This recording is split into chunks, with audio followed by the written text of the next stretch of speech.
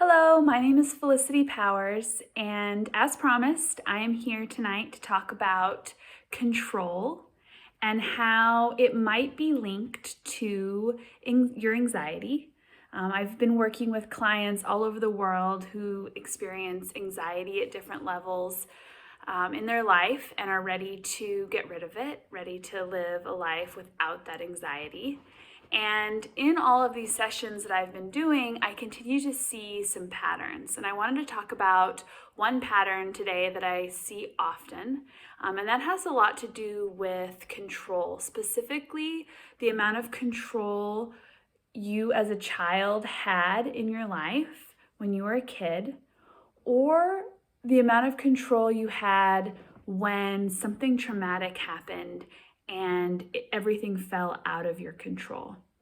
I often see with my clients, and they often don't even remember or are able to recognize this until we do an RTT session and tap into their subconscious mind. But when I regress them back, they often go back to a situation in their childhood or in their teenage life when something traumatic happened. Could be really minor, or their brother fell over on his bike and wasn't terribly injured, but when the client went to go scoop up his younger brother, the little boy was too heavy and she couldn't pick him up. That's a situation where the little girl, the little version of my client, felt completely out of control. So there's all different ways that this lack of control shows up in my client's life, but it's a reoccurring pattern. And it's true that in life there are all kinds of things that happen where we have no control. The subconscious mind often latches on to these moments and forms beliefs. So these beliefs can look like you have no control, and so now you need to fight to survive. The fear is, or the future is out of control, and so you need to hold on to every bit of control that you can. And so I find that anxiety and the need to control everything often go hand in hand. They're often very interconnected.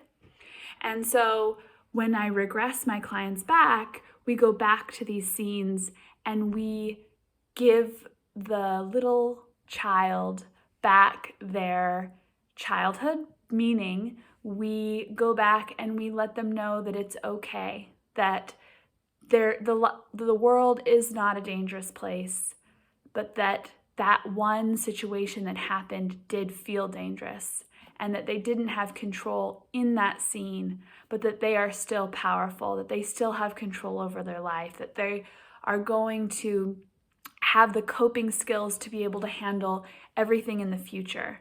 And so through RTT, we're able to look at those scenes where clients lost control and give them comfort and healing around those moments so that into their adult life, they can live with a greater sense of peace and a greater sense of knowing that they can handle anything that comes their way.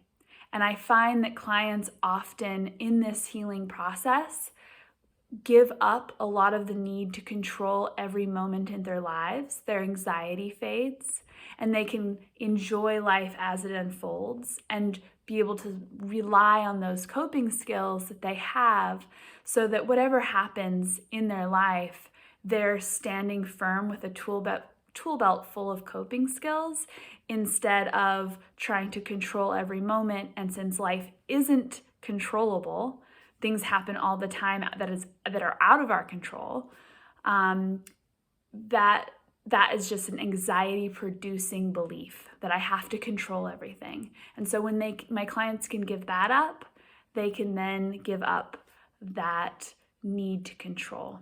So that's just a pattern that I've noticed in working with clients with anxiety. And if that sounds like something that's interesting or something that you just want to explore more, just feel free to message me or check out my website, and we'll go from there. I hope you have a wonderful evening, and just a little nugget of insight for you tonight. Good night.